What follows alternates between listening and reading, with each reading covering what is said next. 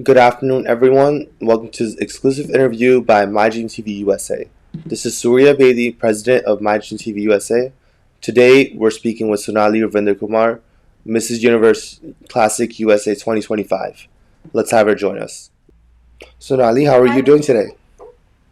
I'm doing wonderful. Thank you so much. I'm feeling so humbled and honored to be speaking with the president himself of My Dream TV.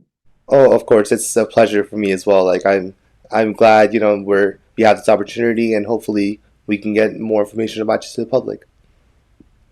Sounds But great. let's start from the beginning. Like from in the pageant process.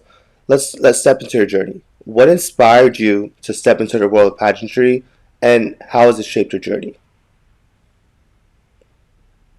I think I naturally gravitated towards beauty and fashion from a very young age. I've done a lot of stage performances in terms of dancing and singing. Hmm. I've participated in beauty pageants during high school and college days.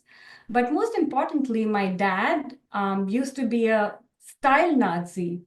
I would say he was a very stylish man himself, and he was very particular about what we wore, and we had to look our best for every occasion. At a very young age, he taught us what are good daytime colors, what are great colors to be worn at night. So I already had that background. The thing about looking good was a thing right from the beginning for me. And For a while, when I took the time to marry, move to the United States, raise children, and make a career, I took a break, but I knew that there was some unrealized potential that I needed to really use. So the My Dream TV pageants were a perfect opportunity for me to showcase my talents. And I think I came back with a bang. No, of course, and we're very proud of you with the journey being the current winner for Miss Universe Classic USA. It's very impressive, and we know from personal experience the pageant process is really grueling. So we're very impressed and looking forward to the rest of the journey this year. Moving forward to the next question, many people have misconceptions about pageantry. What are some of these misconceptions that you would like to dispel? Sure. So I think the most common myth, as you may also know, is like the most beautiful woman takes the crown. Hmm. And we all know that style, charisma, confidence, paired with a great attitude and a great walk, is the person that takes the crown. But the bigger Hmm. myth I want to dispel here, Surya, is that once you get your crown, you're all done. Take pictures and enjoy your win. um, so I wanted to mention that this is just the big taking the crown is just the beginning of the journey because now your voice has a reach and people are looking up to you. Hmm. So you have a responsibility to bring about positive change in this world. So I think that's a bigger myth I would like to dispel. No, of course, and like I completely agree. It's a bigger process, and like there's definitely a bigger journey from just the beauty side of it. There's a lot of things that you can do in the community, and I feel that's something that our brand definitely focuses on as well. So that's I completely agree. Moving forward, being a holder that goes beyond beauty, of course. It's about leadership and impact. How do you define the role of being a modern day queen? In my perspective, an ideal Gen X, Gen Y, or millennial queen is a woman of substance. Hmm. She has an indomitable spirit and great character, and she's a role model of social activism, philanthropy, Hmm. and she tirelessly, she's someone that would be a force to reckon with as she tirelessly works towards not only uplifting other women, but the betterment of society. Now, that I think is a real beauty. No, of course, and I agree that Doing things outside in the community is especially really important for someone in this type of position with a crown. You should definitely, it's about how, like basically empowering the next generation and giving them a path of how things should be done. So I completely agree on that. Speaking of impact, what global issue are you most passionate about, and how do you plan to use your platform to contribute to it? So, the cause that is very close to my heart is the fair treatment of animals on factory farms and the living conditions of those animals on factory farms. Hmm. So I feel like there's a lot of work to be done to educate people on these two problems, as well as just creating awareness that animals are sentient beings too. Like they can experience pain and joy, Hmm. and that we have to be careful when we partake. We have to be careful not to partake in their suffering and misery. Hmm. I feel so simple things that we humans can do is make informed choices, like choosing cruelty-free products like faux leather. Or I want to tell people that as consumers, they can buy products that prioritize animal welfare in their supply chain. So I feel like there's a lot of work to be done here. Although I have delivered a few Toastmaster speeches about this topic, and people have come up to me and said that they've benefited from it. And even if they took baby steps, I think it's a huge plus. I quickly wanted to mention that why this actually became a cause for me is that from a very young age, I knew that my family used to run a cow sanctuary Oh, that's where, amazing. yeah, thank you. And what usually happens is when a cow gets old and stops producing milk, they are sent to the slaughterhouse. So this little organization that they used to run, and some people in my family still run that. They bring these cows to the shelter and take care of them until they died. So I feel like I want to do more work with regards to this. No, of course, and that seems like very gratifying, and like I feel that's a lot of good energy that you're putting into the world by doing that and putting your time into such things. So that's very impressive, and I would say like that's something we should definitely work on through our global foundation. Of course, Mydream Global Foundation, we focus on different initiatives, so I would say that's definitely something we should get involved in. But Okay, moving that's forward, yes, yes, you were saying. no, that's great. I'm so happy that I can, work on this through my Dream TV as well. No, of course, like these are things that are go through our leadership, so that's definitely something you should bring up. But moving forward to the next one, competing for Mrs. Universe USA 2025 is a prestigious achievement. What message would you like to share with women who aspire to follow in your journey? Talking about dreams, I have to quote Kalpana Chawla here. She said, the journey from your dream to success does exist. May you have the vision to find it and the courage to get onto it and the perseverance to follow it.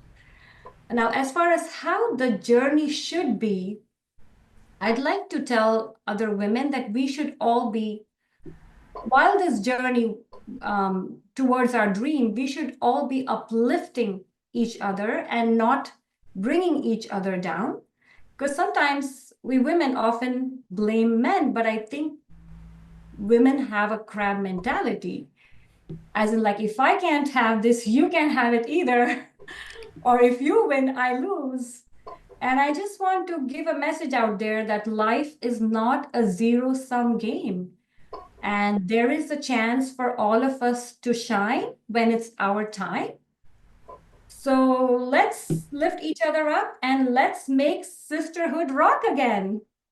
No, of course, and I agree. It's all about a collaborative effort in anything we're doing. So I completely agree with that. Then women should be all sticking along, and of course, in our brand, the focus is women empowerment, building a safe environment for women. So I completely agree, and I feel a collaborative effort is right around that along that path. But moving Absolutely. to the next one, looking back on your journey so far, what would you say is your proudest accomplishment? So overall, I try to radiate positivity when I always participate in pageants, kindness and positivity. Um, but I think my biggest accomplishment is how I handled the outcome of the South Asia World Pageant. The outcome was not in my favor, meaning I did not win any title. So coming from winning Florida first runner-up, Nationals first runner-up, when I did not win any title in South Asia World, of course, I was disappointed. Of course, I thought I deserved to win, but I'm very proud of how I handled it. I took the lessons learned, made a list of, okay, these are probably the good reasons why I did not win any title here. Mm-hmm. And I used them to improve my position in the Mrs. Universe pageant. And you know, Surya, when people win, they are their best behavior. But Mm-hmm. a lot of times we see like when people don't win, they either complain to the organizers or say, "I'm never going to participate in a Mm-hmm. pageant," and you know. So I feel like I rose above and I handled my failure very gracefully. And I learned that play to play, don't play to win. I agree. I agree with that. And I feel you should always focus on what you've learned through the journey, and it's not always about the end result because end of the day there's always another pageant, there's always another brand. But if you're taking a lesson or something out of it, that's definitely something you can use in the future. So I'm glad that you've used these opportunities and how we're seeing your progress from start to now. So, it's everything's definitely great. So congrats with that. Thank But moving to the next one.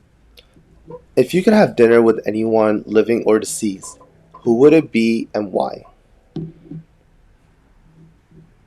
I would like to choose Harriet Tubman, the ultimate icon of courage and freedom. Mm-hmm. And so I know you know who Harriet Tubman is, but for the Mm-hmm. benefit of the viewers, because I myself learned about Harriet through my children's elementary books, because in India we never heard about Harriet Tubman. Mm-hmm.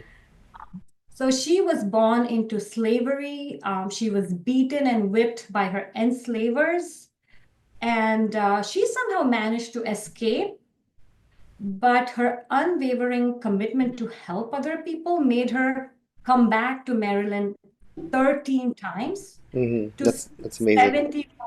70 more slaves, her friends and her family. She rescued all of them. There was a bounty on her, there was a risk of getting caught, but she still came back and rescued 70 people. And if that was not enough, she uh, she led an armed expedition and rescued upward of 700 more slaves. So she has my total respect, and I would love to know how she got all that courage from and what was her strategy and her thinking. No, of course, and I completely agree. And Black History Month just passed as well, so definitely a great time to talk about this. But I definitely agree. Her journey is very inspiring. How she had to go through a lot to do so much for others. But I feel like that's kind of what they call like being, I don't know what the word is, but basically like being like a good person, like thinking about others and basically putting others before yourself. I feel like that's very important and really shows character and shows like how you really are as a person. So I definitely agree. That's a great person to meet for sure. Moving on to the next one. Everyone has someone they look up to. Who is your role model and what qualities in them inspire you? So I think for a lot of us, our very first role models are our parents. So I Mm-hmm. think my father is a role model of generosity, and my mom is a role model of kindness for me. Mm-hmm. But other than that, I feel like the simplicity and the principles in life that Sudha Murthy follows, I Mm-hmm. think I'm a big fan of her. I also draw muse from a lot of everyday heroes, people who run orphanages, women's shelters. There Hmm. are so many organizations that help rescue kidnapped and missing children, people who volunteer at churches and temples. They give their personal time to do that. So I feel like I want to be a little bit of everything, all of these people. No, of course, and like I feel with the things going on around the world, for example, the Dominican Republic situation.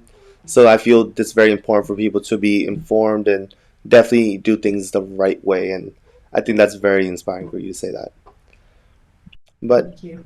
moving forward, do you have a favorite quote or motto that keeps you motivated, and why does it resonate with you? So, yeah, I've spent a lot of time gaining spiritual knowledge, and that has been very transformational for me. And if I were to choose one quote, which is a microcosm or something that encapsulates all the learning, spiritual learning that I've had so far, is this quote, which goes like this. It says, watch your thoughts. Your thoughts become your words. Watch your words become your actions. Mm-hmm. Watch your actions, they become your character, and your character determines your karma. And I am a firm believer of karma, and that's why I feel like this quote strongly resonates with me. No, of course, and I kind of am also a firm believer in that. I feel when you're doing good things in the world, it usually comes back, and if you're doing negativity in some kind of way, it kind of always evens out. So I completely agree. Karma is definitely a very big thing. So definitely a great quote. Moving to the next one. As a proud representative of South Asian heritage, is there a particular tradition or celebration that holds a special place in your heart? Yes, I think Raksha Bandhan is my favorite tradition. I think also because it has an amazing meaning, right? The meaning of Raksha Bandhan, it's like a thread of protection that a sister ties around the brother's wrist. Hmm. Apart from the super meaning that it has, it brings a lot of cherished childhood memories of me and my sister. We grew up in a joint family, so I was tying Rakhi to not only my own brother, but a bunch of cousin brothers that we all grew up together and had fun, and the memory of my uncles and aunts surrounding us, my parents surrounding us while we were doing this ritual of tying Rakhi. Hmm. Lately, past couple years, I've been trying to do something special for Raksha Bandhan, meaning like one year I made a handmade greeting card for Raksha Bandhan. Wow, that's Um, that's that's amazing, actually. Another year I made the Rakhi itself. It was an attempt, but I handmade the Rakhi itself. And last year, I made, I'm going to brag here, I made an amazing homemade mithai or a sweet, Oh and I wow. nailed it with a Rocky. And I kind of know what I'm going to go do this year, but let me not spill the beans. No, of course, and I think it's always good to keep a secret and present things the right way. So that's great, and I feel that's amazing that you created something new for a tradition you hold dear. I feel all these things definitely lead to an amazing celebration. But moving to the next one, life as a title holder and working professional can be very hectic. What's your go-to stress relief activity or hobby? Like, is there something you usually go for? Yes, I alternate between yoga, pranayam, singing classes, dancing classes, watercolor painting. I even tried taekwondo. I'm a green belt. Oh wow, that's amazing. But one thing I consistently do, and it's odd that I call this a hobby or a stress reliever, is Hmm. cooking healthy meals for my family. For a lot of people, cooking can be stress enduring and not stress relieving, Hmm. but here is my take on it. I feel like people say we are what we eat, Hmm. and Hippocrates said, let food be thy medicine.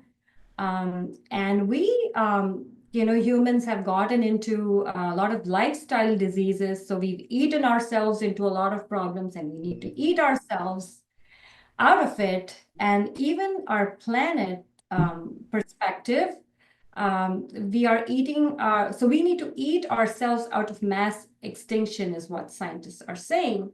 So for me, I think food is what we eat is very important, and that's why cooking is very important. Oddly, even though I call it my hobby, I wake up every morning excited about what I'm going to be cooking today.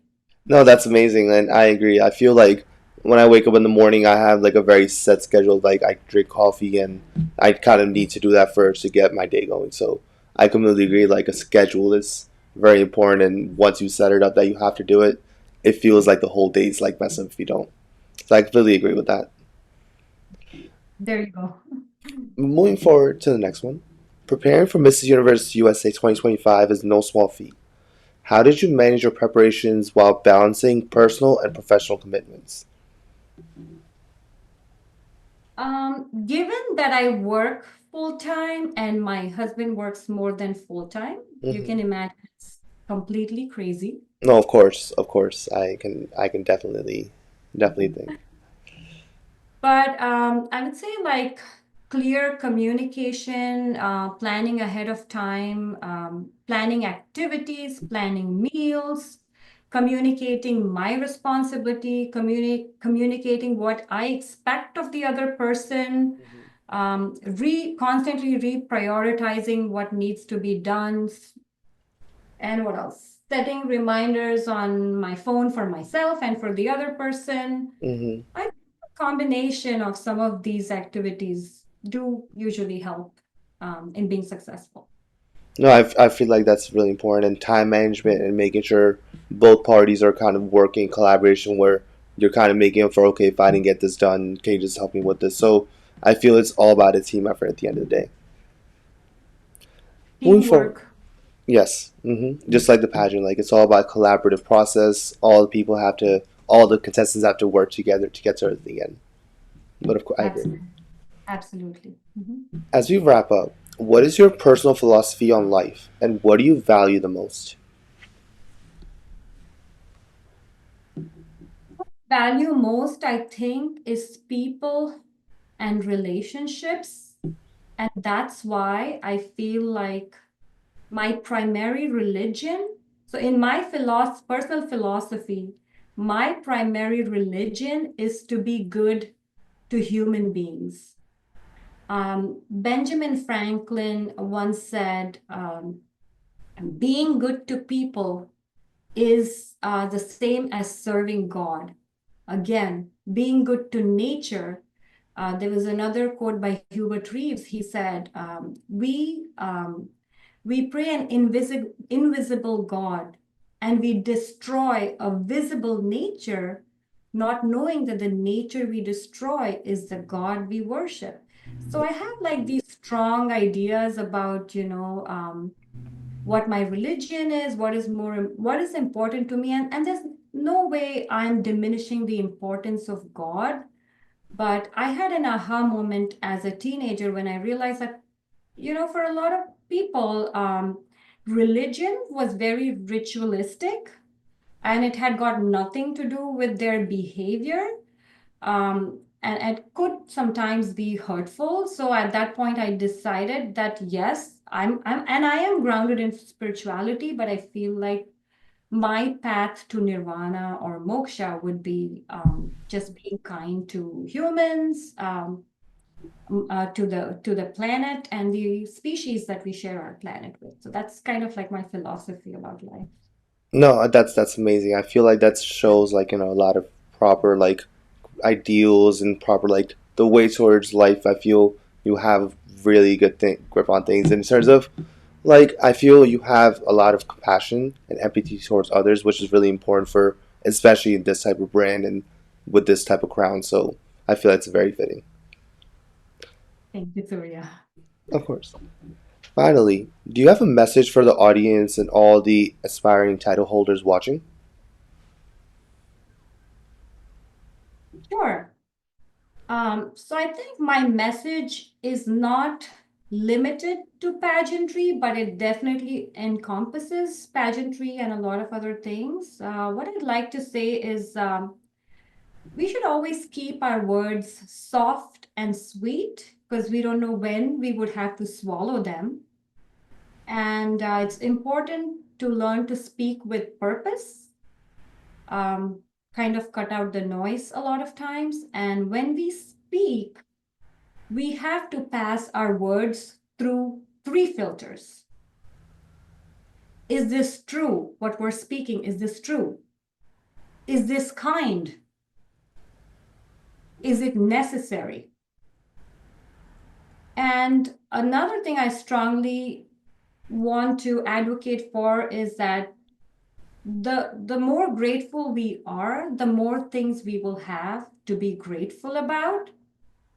And finally, I want to echo what Rashmi Bedi ma'am says about Rashmi Bedi ma'am says all the time during pageants, she says, we women should wear our crown on our heart, not on our head.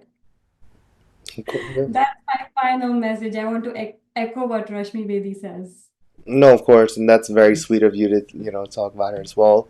It shows a lot of great character. I'm very impressed today by this entire interview, and it's Sonali. It's been a pleasure having this conversation with you. Speaking on your title once again, we're very excited for your journey as the current Mrs. Universe Classic USA 2025. We would love to have this another conversation with you in the future. Is there anything else that you would like to get out to the public?